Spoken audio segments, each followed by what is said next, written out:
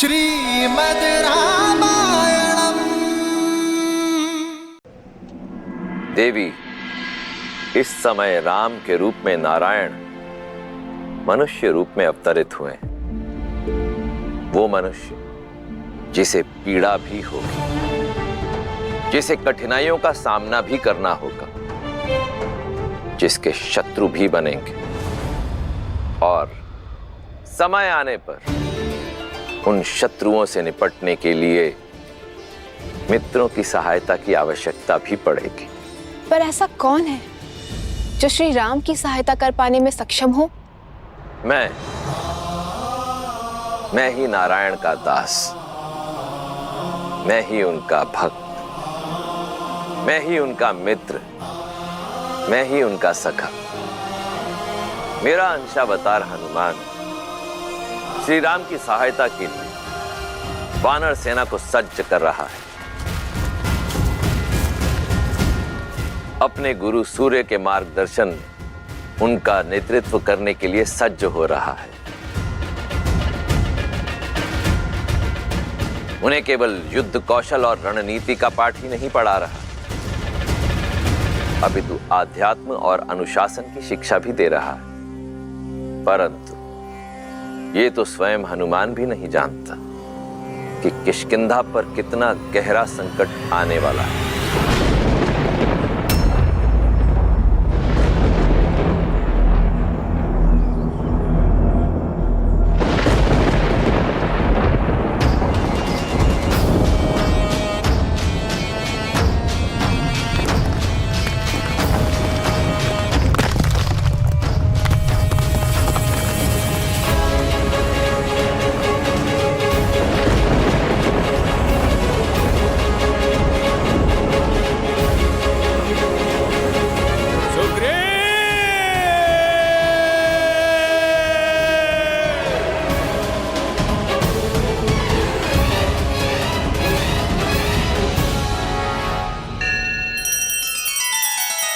श्री रामचंद्र कृपालु भजु मन हरण भव भय दारुणम्।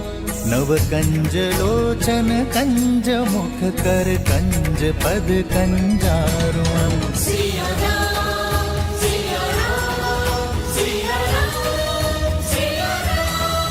आदर्श और मर्यादा की है ये कथा महापावनम्। काट मद श्री से मिलाने श्रीमद् रामायणम्। श्रीमद् रामायणम्।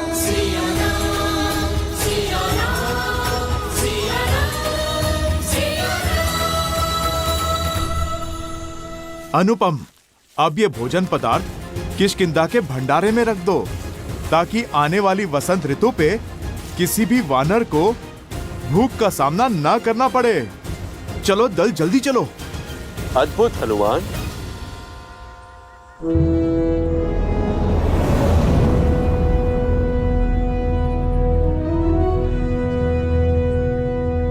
प्रणाम वानर राज सुग्रीव।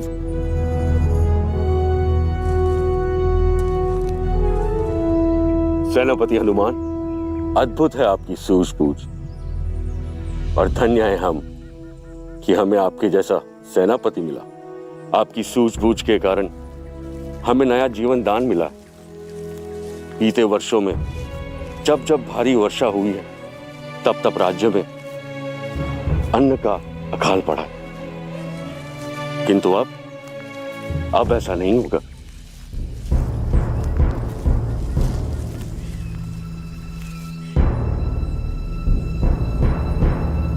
नदी का जल बहुत ही बढ़ा हुआ है।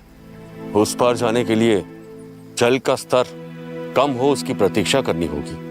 महाराज सुग्रीव, जो निराशावादी होते हैं वो परिस्थिति अनुकूल होने की प्रतीक्षा करते हैं।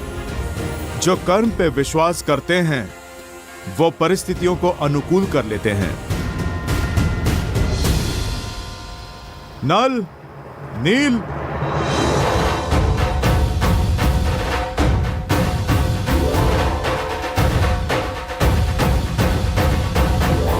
नल और नील, तुम में बुद्धि और बल दोनों हैं। मैंने देखा है तुम्हें। वृक्ष की बेलों से वृक्षों के बीच सेतु बनाते हुए। तो चलो आज इस नदी पार हम सेतु बनाते हैं। जो आज्ञा सेनापति।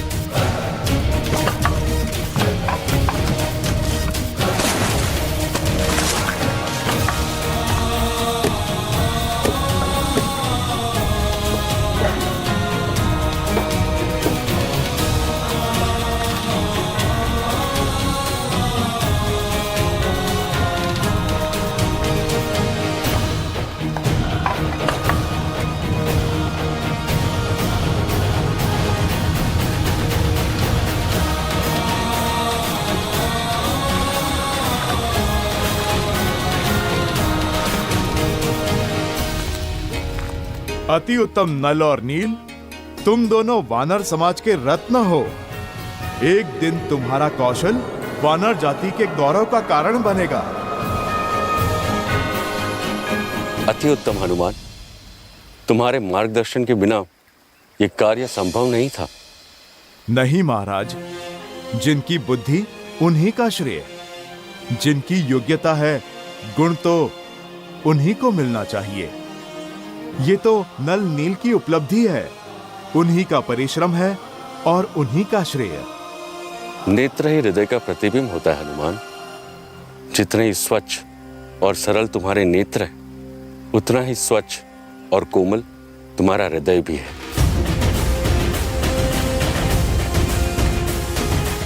आपको सच में हमारा बनाया सेतु अच्छा लगा सेनापति? अवश्य, इसमें एक बड़ी अच्छाई भी है और एक कमी भी। जानते हैं कमी तो होगी, पहले प्रशंसा वाली बात बताइए ना। इससे अच्छा सेतु बनाना असंभव है। तो फिर बुराई क्या है? इसकी क्षमता। यदि कोई 100 गजों की शक्ति वाला वीर इस सेतु पे कूदे तो यह ध्वस्त हो जाएगा। तो फिर सेतु सुरक्षित है, क्योंकि इतने शक्तिशाली तो आप हैं, जिससे आपका बनवाया हुआ सेतु टूट जाए। अब शीघ्रता करो वीर, कुमार अंगद के अभिषेक की तैयारी भी तो करनी है। आप चिंता क्यों कर रहे हैं महाराज? जो तैयारियां हमने की हैं, आप चलकर तनिक उन्हें देख तो लें। मैं भूल क्यों जाता हूँ कि मेरे साथ हनुमान जी हैं। चलिए।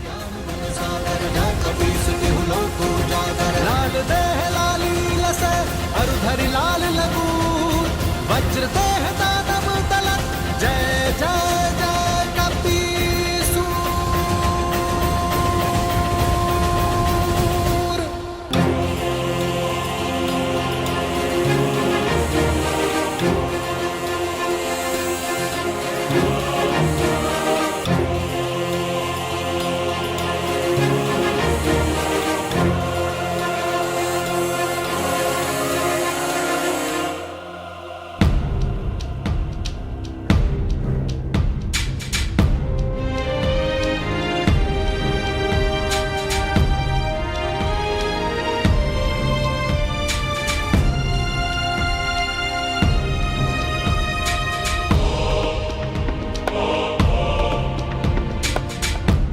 हनुमान, तुमने तो किष्किंधा को स्वर्ग जैसा सजा दिया।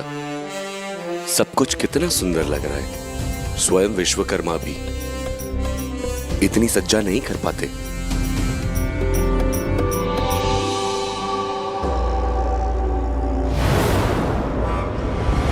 ऐ दोस्त, कहां बड़े चले जा रहे हो?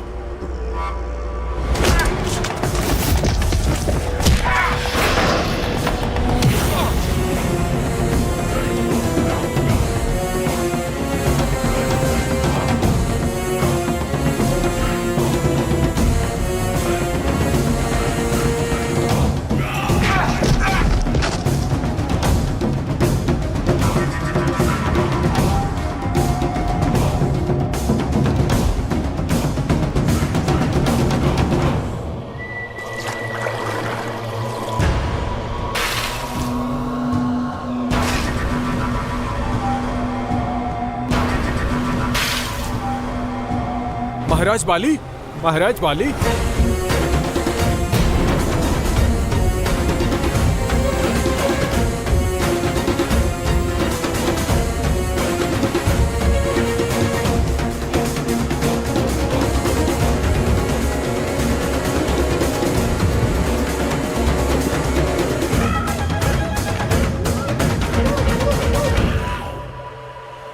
सुग्रीव!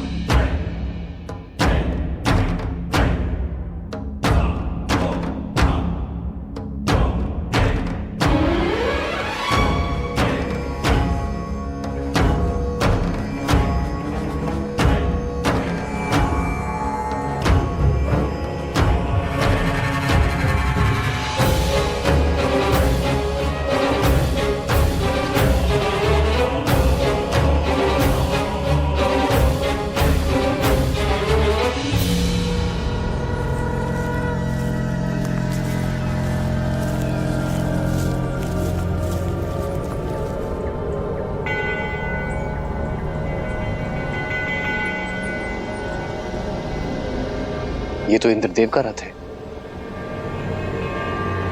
वो अवश्य ऋषि शरभंगा को लेने आए होंगे। हमें शीघ्र ही चलना चाहिए।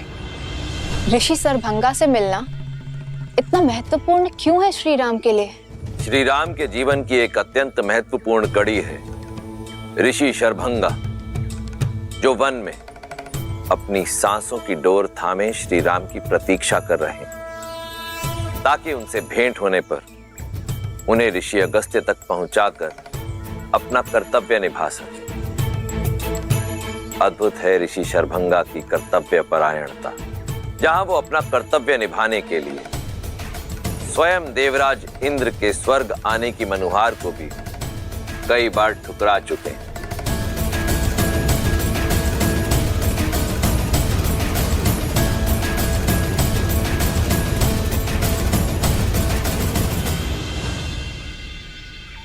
प्रणाम ऋषिवर। ऋषिवर, अब बस कीजिए। अपने सुकर्मों का फल भोगने हेतु मेरे साथ स्वर्ग चलिए। सदैव की तरह इस बार भी मैं आपके समक्ष अपने रथ के साथ उपस्थित हुआ हूं, और हर बार आप मुझे किसी तर्क में उलझाकर पुनः राम की प्रतीक्षा में जुट जाते हैं। जब मोक्ष का अवसर हो तो स्वर्ग का मोह निरर्थक है देवराज। मेरे जीवन का अंतिम उद्देश्य तो अपनी निर्जीव शरीर को श्री राम के चरणों में निछावर करना ही है, और श्री राम अवश्य आएंगे।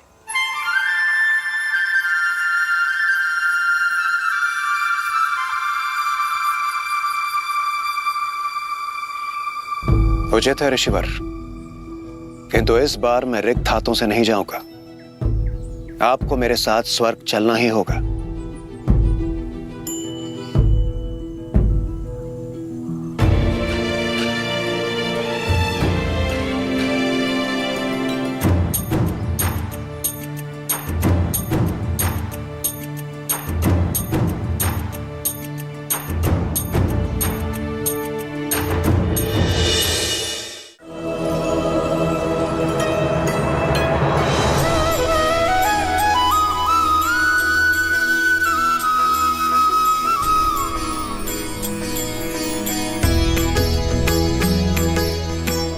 प्रणाम ऋषिवर।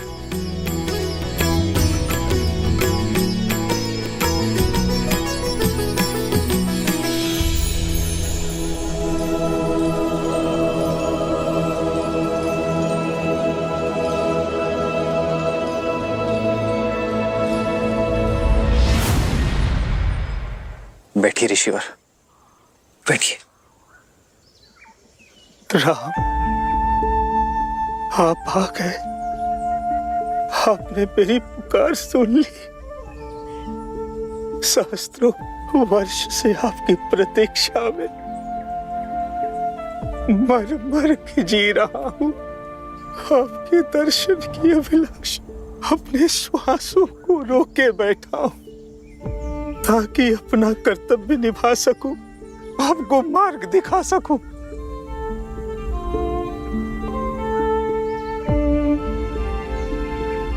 कर्तव्य के लिए आपका संघर्ष हमारे लिए प्रेरणा है ऋषिवर।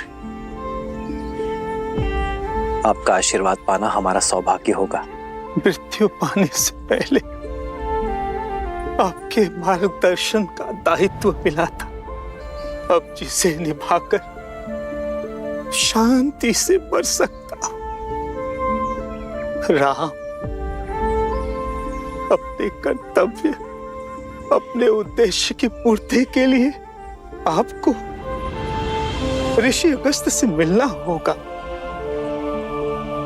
किंतु उनसे मिलना इतना सरल नहीं। वो दंडकारण्य में किसी गुप्त स्थान पर रहते हैं, इस जग से, इस हिंसा से दूर। उनकी खोज के लिए सर्वप्रथम उस वृक्ष को खोजना होगा जिसका मुख मनुष्य जैसा है। वही उनका मार्ग बताएगा।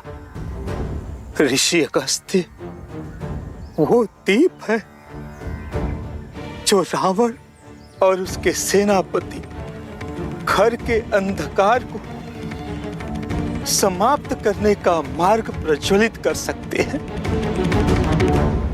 अब मुझे अपनी गोद में सर रखकर मोक्ष दीजिए प्रभु, मोक्ष दीजिए। बहुत थक चुका हूं।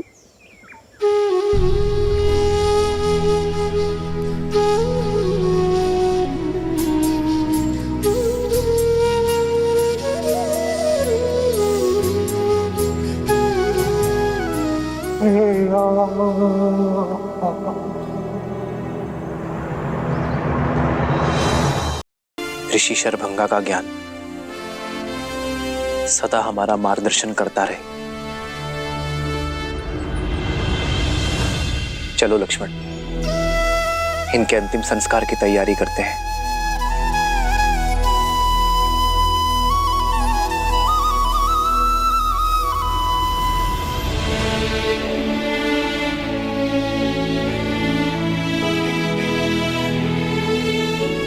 श्री राम, मेरा एक निवेदन स्वीकार करें। मेरे इस रथ को अपने साथ ले जाइए। इस मायावी वन में यह आपका सहायक बनेगा। प्रस्ताव के लिए धन्यवाद देवराज। आप हमारे पिताश्री के मित्र हैं और एक मित्र होने का कर्तव्य निभा रहे हैं, पर मुझे आपके दिव्य रथ की आवश्यकता नहीं है। मैं तो स्वयं कर्तव्य रथ पर सवार हूं, और फिर इस वन के माया की काट कोई शस्त्र, अस्त्र या फिर रथ नहीं, सत्य और सतर्कता है। मैं और लक्ष्मण अपना उद्देश्य अपने बल पर पूर्ण करेंगे।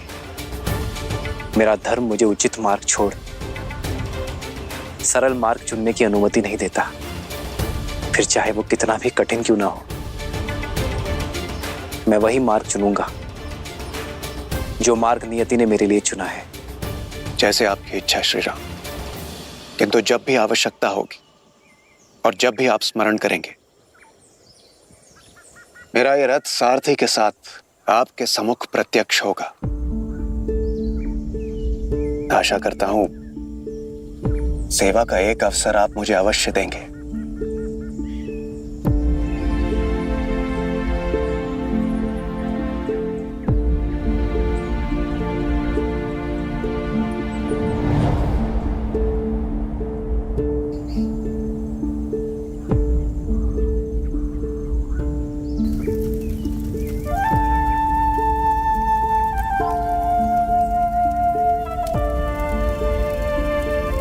श्री राम, आपके जाने से पूर्व आपको कुछ दिखाना चाहता हूं।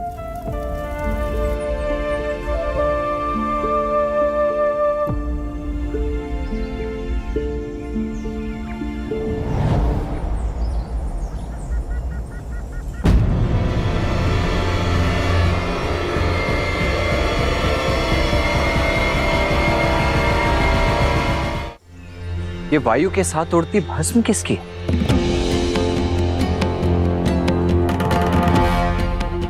आइए आप स्वयं देख लीजिए।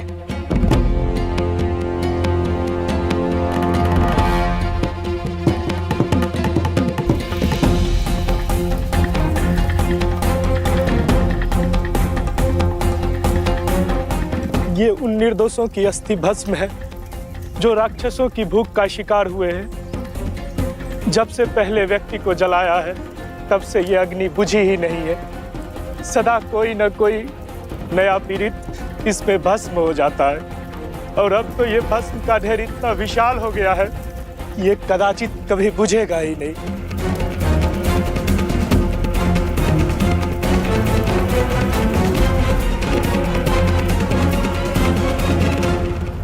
वचन है दशरथ नंदन राम का, इस वन को खर के प्रकोप से मुक्त करूंगा।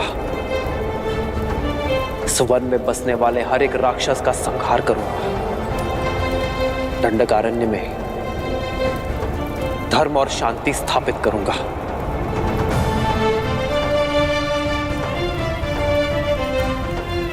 मैं सौगंध लेता हूं, मुझ पर विश्वास करने वाले हर एक जीव की रक्षा करूंगा।